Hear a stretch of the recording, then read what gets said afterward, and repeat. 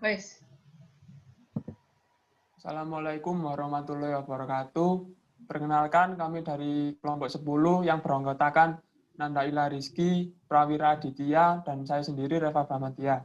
Di sini kami ingin menjelaskan tentang olahraga atau aktivitas fisik dan penyakit pada wanita. Next.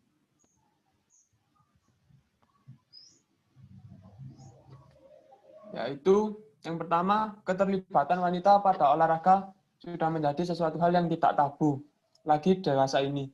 Seiring dengan arus globalisasi yang terus mengalir, gender memberikan dukungan kuat pada wanita untuk masuk dalam bidang yang sudah dianggap maskulin itu.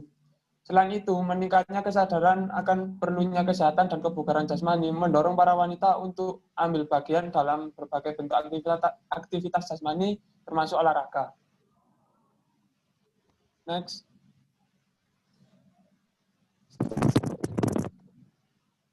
Pria dan wanita dapat kita bedakan secara segi fisik, baik secara anatomis maupun secara fisiologis atau fungsi tubuh. Perbedaan anatomi ini menyebabkan pria lebih mampu melakukan aktivitas jasmani dan olahraga yang memerlukan kekuatan dan dimensi lain yang lebih besar. Secara fisik, pria dewasa rata-rata 7-10% lebih besar daripada wanita. Perbedaan ukuran itu sangat kecil terlihat pada anak-anak sampai usia pubertas. Bele menjelaskan bahwa aktivitas jasmani pria yang lebih tinggi karena pengaruh hormon di dalam otak selama perkembangan janin. Berbagai penelitian lebih banyak melihat bahwa wanita mempunyai kapasitas kerja yang relatif buruk, sehingga menjadi pembatas bagi wanita terlibat dalam olahraga. Tetapi pada wanita dan pria yang tidak terlihat perbedaan secara fisiologis, latihan kekuatan yang sistematik dapat meningkatkan diameter serabut otot dan massa total ototnya. Kandungan lemak dalam tubuh menurun sebagai respon terhadap latihan. Banyak atlet wanita dalam olahraga yang memerlukan daya tahan mempunyai kandungan lemak yang sedikit. Lemak tubuh yang tinggi menjadi hambatan bagi kegiatan fisik yang bersifat weight bearing, tetapi meningkatkan daya apung pada renang.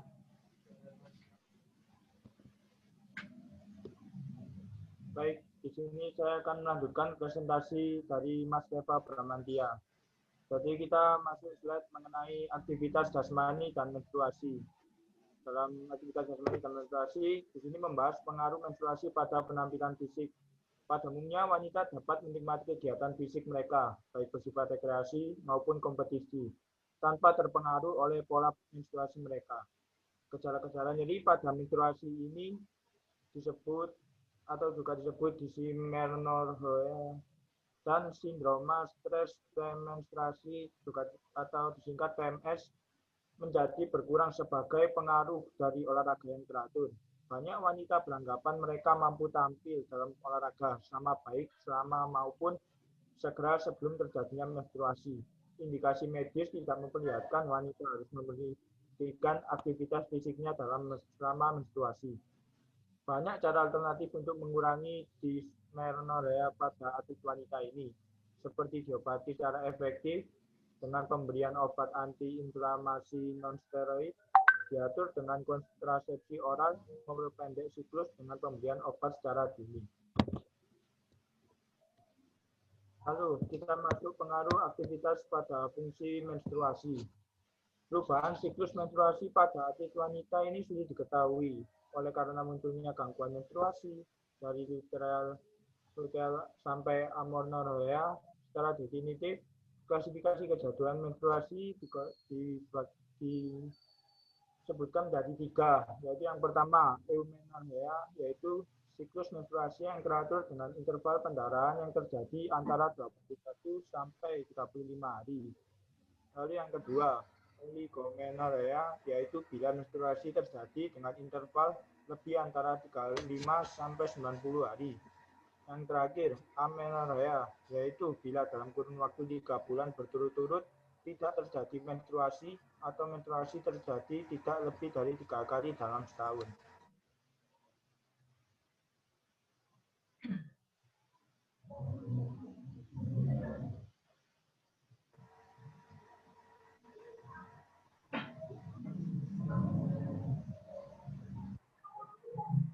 Yang selanjutnya ada jenis dan penyebab penyakit pada alat reproduksi wanita. Yang pertama ada polipolip. Polipolip adalah tumor jinak yang ditemukan pada permukaan saluran leher rahim. Mereka dapat menyebabkan perdarahan menstruasi yang tidak teratur, tetapi lebih sering mereka tidak menunjukkan gejala.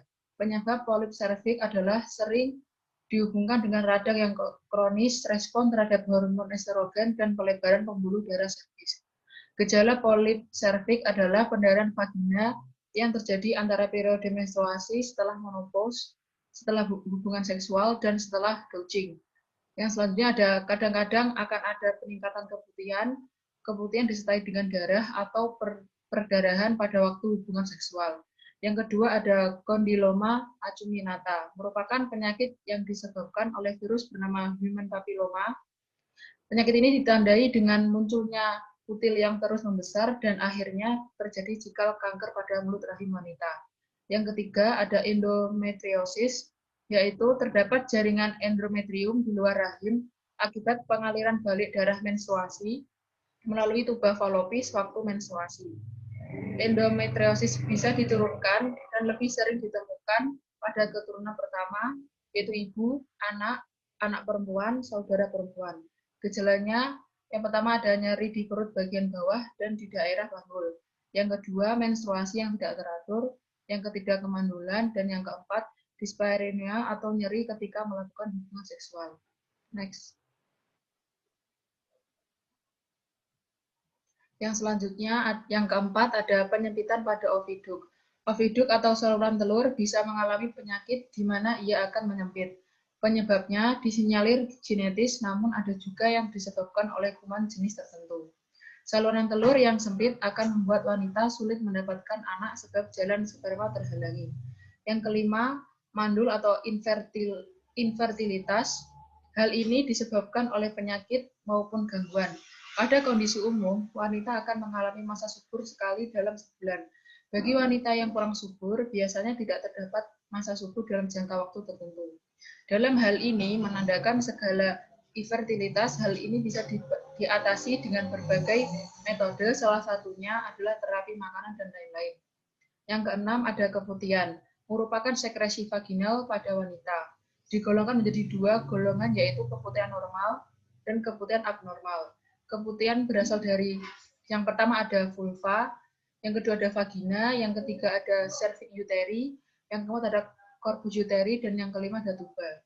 Keputihan abnormal juga dapat disebabkan oleh luka, penyakit keganasan misalnya tumor, benda asing akibat pemakaian tampon atau pembalut yang tidak berkualitas atau spiral, dan penyakit hubungan seksual. Yang ketujuh, ada kelainan pada sel telur.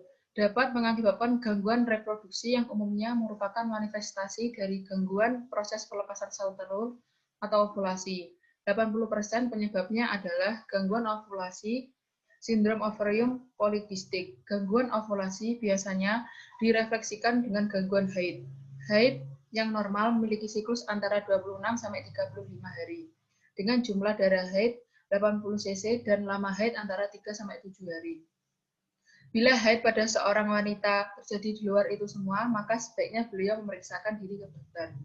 Yang kedelapan, mioma uteri adalah tumor atau tumor jinak atau pembesaran jaringan otot yang ada di rahim.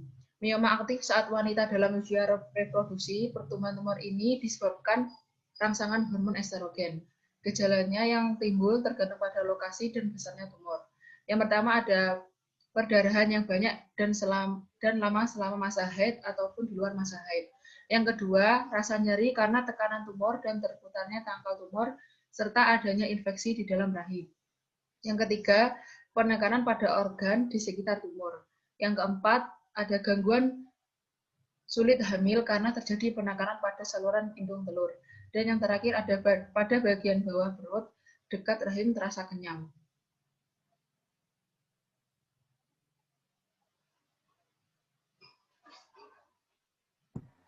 Ya, terima kasih. Sekian dari kelompok 10. Mohon maaf bila ada salah kata atau kekurangannya.